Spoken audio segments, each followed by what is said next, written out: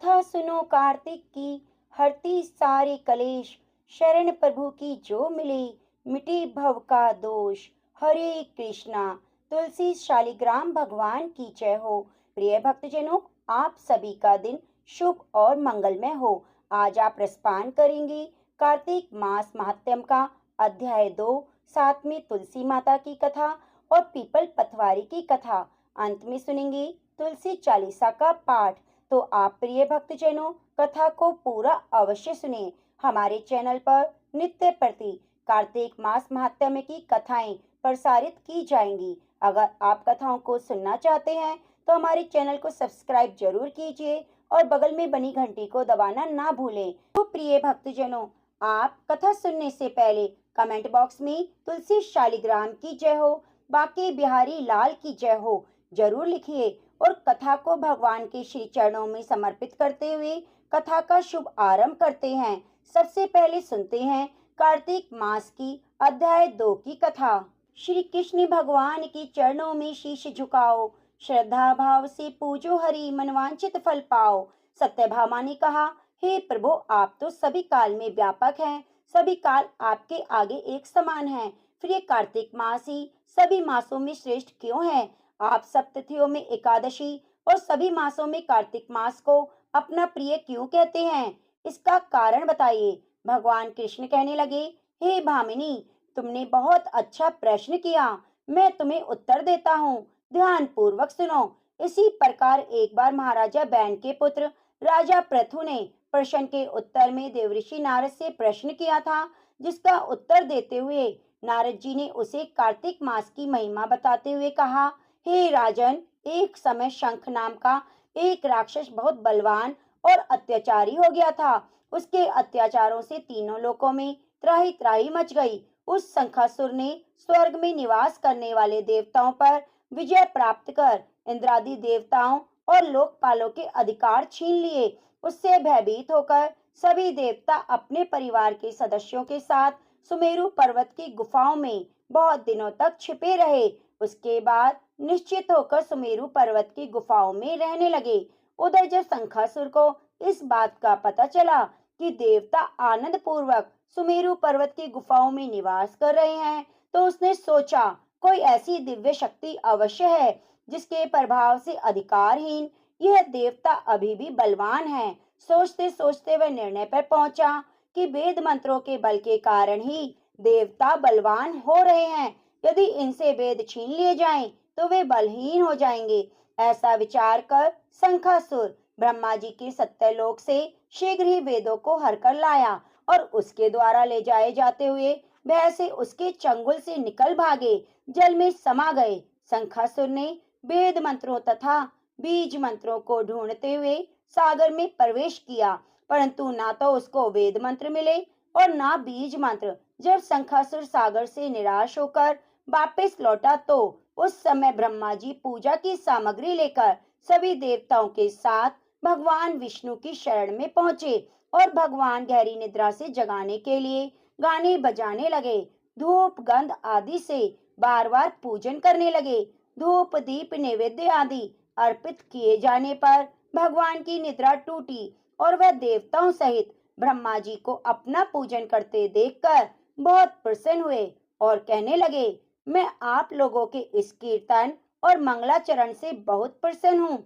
आप अपना अभिष्ट वरदान मांगिए, मैं अवश्य प्रदान करूंगा। जो मनुष्य अश्विनी शुक्ल एकादशी से देव उठनी एकादशी तक ब्रह्म मुहूर्त में उठकर मेरी पूजा करेंगे, उन्हें तुम्हारी ही भांति मेरे प्रसन्न होने के कारण सुख की प्राप्ति होगी। आप जो लोग पाद अर्घ आचमन और जल आदि सामग्री मेरे लिए लाए हैं, वे अनंत गुणों वाली होकर आपका कल्याण करेगी। शंखासुर द्वारा हरे गए हारे गए संपूर्ण वेद जल में स्थित हैं। मैं सागर पुत्र शंखासुर का वध कर उन वेदों को अभी ला देता हूँ। आज से बीज मंत्र और वेदों सहित मैं प्रतिवर्ष कार्तिक मास में जल में विश्राम करूंगा। अब मैं मत्स्य का रूप धारण करके जल में जाता हूँ। तुम सब देवता भी मुनीश्वरों सहित मेरे साथ जल में आओ। इस कार्तिक मास में जो श्रेष्ठ मनुष्य प्रातःकाल स्नान करते हैं, वे सब यज्ञ के अब व्रत स्नान द्वारा भली भांति नहा लेते हैं। हे देवेंद्र, कार्तिक मास में व्रत करने वालों को सब प्रकार से धन, पुत्र पुत्री आदि देते रहना और उनकी आपत्तियों से रक्षा करना। हे धनपति कुबेर, मेरी आज्ञा के अनुसार तुम उनके धन धान्य की वृद्धि करना, क्योंकि इस प्रकार का आचरण करने वाला मनुष्य मेरा रूप धारण कर जीवन मुक्त हो जाता है। जो मनुष्य जन्म से लेकर मृत्यु पर्यंत विधि पूर्वक इस उत्तम व्रत को करता है, वह आप लोगों को भी पूजनीय है। कार्तिक शुक्ल की एकादशी तिथि को तुम लोगों ने मुझे जगाया, इसलिए यह तिथि मेरे लिए अत्यंत प्रीतिदायिनी और माननीय है। देवताओं, ये दोनों व्रत नियम पूर्वक करने से मनुष्य मेरा सानिध्य प्राप्त कर लेता है। इन व्रतों को करने से जो फल मिलता है वह अन्य किसी व्रत से नहीं मिलता। अतः प्रत्येक मनुष्य को सुखी और निरोगी रहने के लिए कार्तिक महात्म्य और एकादशी की कथाएं सुनते हुए नियमों का पालन करना चाहिए। तो प्रेम से बोलिए, तुलसी शालिग्राम की जय हो, कार्तिक मास की जय हो। प्रिय भक्तजनों, अब आइए सुनते हैं पीपल पथवारी लक्ष्मी जी की कथा। एक ब्राह्मण था, रोज पीपल में जल चढ़ाने जाता। पीपल में से एक लड़की कहती, पिताजी मैं भी आपके साथ चलूंगी। दिन प्रतिदिन ब्राह्मण सूखने लगा। ब्राह्मणी बोली, सूखते क्यों जा रहे हो? ब्राह्मण बोला, पीपल में से एक लड़की कहती है, पिताजी मैं आपके साथ चलूंगी। ब्राह्मणी बोली, उसे कल ले आना। जहाँ 6 लड़कियां हैं वहाँ 7वीं सही। दूसरे दिन ब्राह्मण ले आया। उस दिन ब्राह्मण आटा मांगने गया तो थैला भर भर के आटा मिला। माँ आटा छानने लगी तो बेटी बोली, मैं भी आटा छानूंगी। ना बेटी पावनी, ना बेटी तू धोली धोली हो जाएगी, ऐसा कहा उसने। लेकिन बेटी ने कहा, नहीं माँ, मैं तो जरूर छानूंगी। और जब बेटी ने आटा छाना तो परात भर गई। माँ खाना बनाने लगी तो बेटी बोली, मैं खाना बनाऊंगी। माँ बोली, नहीं बेटी, तू अभी छोटी है, तेरी उंगली जल जाएगी। बेटी बोली, नहीं मैं तो जरूर बनाऊंगी। रसोई में गई, 36 प्रकार के भोजन बनाए, सबको पेट भर भर के खिलाया। दिन तो भूखे थे, उस दिन पेट भर भर के खाया। फिर ब्राह्मणी का भाई आया तो उसने कहा, बहन मैं बहुत भूखा हूँ, मैं रोटी खाऊंगा। बहन सूखने लगी, सबने खा लिया, अब कहाँ से खिलाऊंगी? बेटी बोली, माँ क्या बात है? माँ बोली, तेरा मामा आया है और वह रोटी खाएगा। वह रसोई में गई, 36 प्रकार के भोजन बनाकर ले आई। मामा को भोजन कराया। भाई ने कहा, बहन ऐसा भोजन पहले नहीं खाया। भाई, तेरी पावनी भांजी है, उसने ही बनाया है। मामा खा के चला गया। शाम हुई, बेटी बोली, माँ चौका लगा के चौका का दीवा जला दो, कोठे में सोऊंगी। माँ ने कहा, नहीं बेटी, तू डर जाएगी। बेटी ने कहा, नहीं मैं कोठे में सो जाऊंगी। वह कोठे में सोई। आधी रात को उठी, चारों तरफ नजर मारी तो धन ही धन हो गया। वह जाने लगी, बाहर बूढ़ा ब्राह्मण सो रहा था। वह उसे देखकर बोला, बेटी तू कहाँ जा रही है?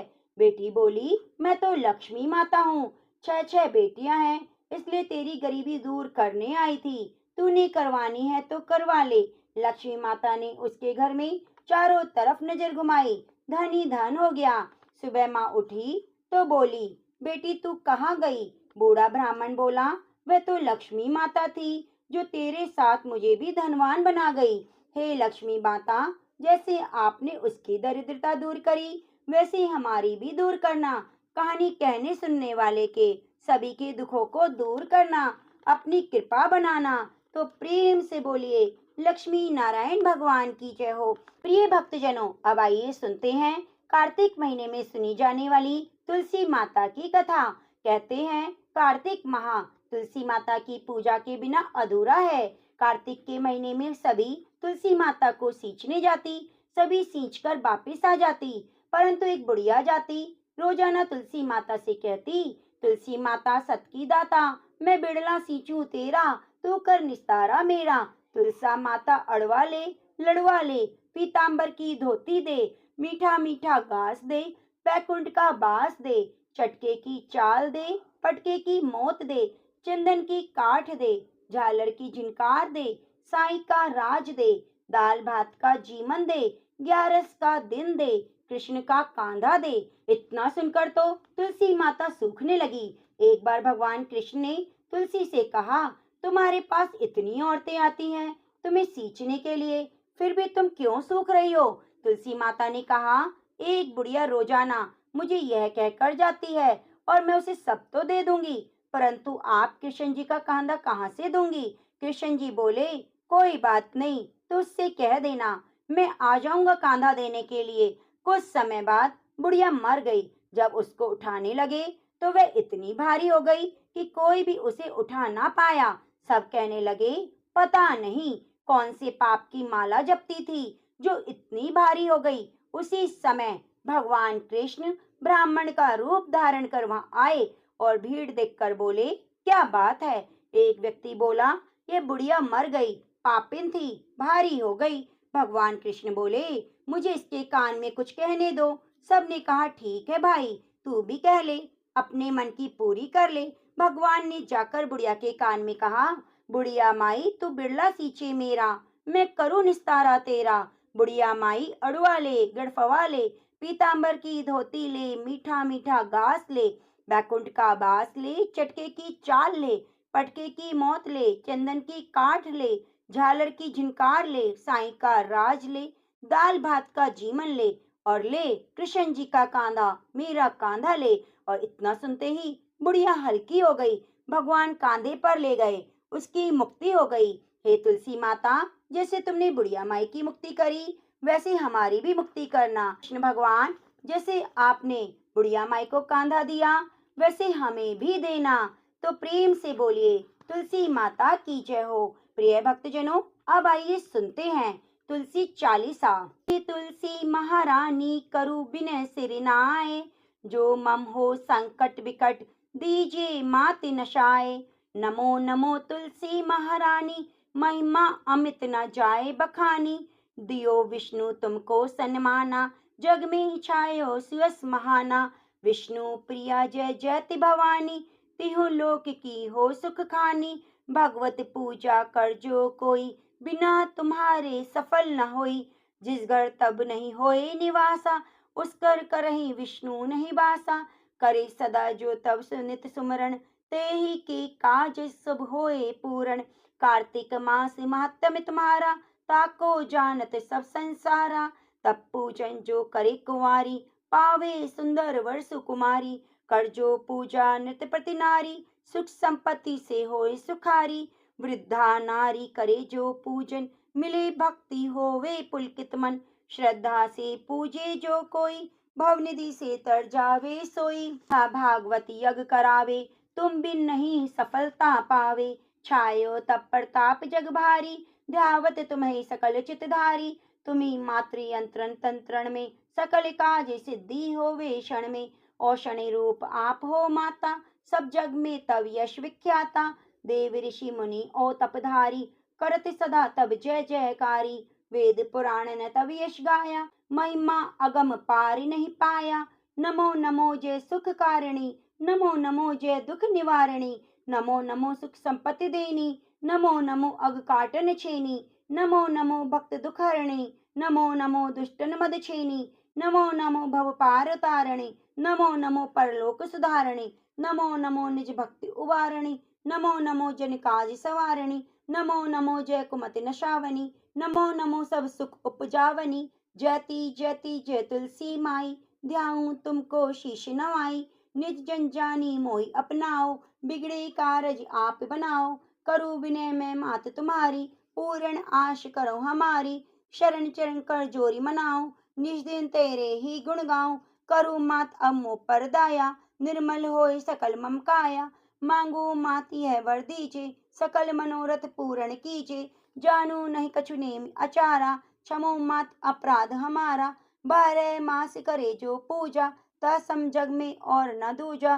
प्रथमे गंगा जल मंगवावे, फिर सुंदर स्नान करावे। चंदन अक्षत पुष्प चढ़ावे, धूप दीप नैवेद्य लगावे। करे आचमन गंगा जल से, ध्यान करे निर्मल हृदय से। पाठ करे चालीसा की, स्तुति करे मात तुलसा की। यह विधि पूजा करे हमेशा, ताकि तन नहीं रहे कलेशा। करे मास कार्तिक का साधन, सोबे नित पवित्र सिद्ध हुई जाही। यह कथा माँ सुखदाई, पढ़े सुने सो पवतर जाई। यह श्री तुलसी चालीसा, पाठ करे जो कोय, गोविंद सो फल पावही, जो मन इच्छा होय। प्रेम से बोलिए तुलसी माता की जय हो, शालिग्राम भगवान की जय हो। प्रिय भक्तजनों, कथा को अंत तक सुनने के लिए आपका बहुत बहुत धन्यवाद। आप हमारे चैनल को सब्सक्राइब जरूर कीजिए, क्योंकि नित्य प्रति कार्तिक मास की कथाएं, व्रत त्योहार की कथाएं और साथ में भगवत गीता का भी हम रसपान कराने जा रहे हैं। तो आप हमारे चैनल को सब्सक्राइब करके चैनल पर कथाओं को सुनना न भूलें। धन्यवाद।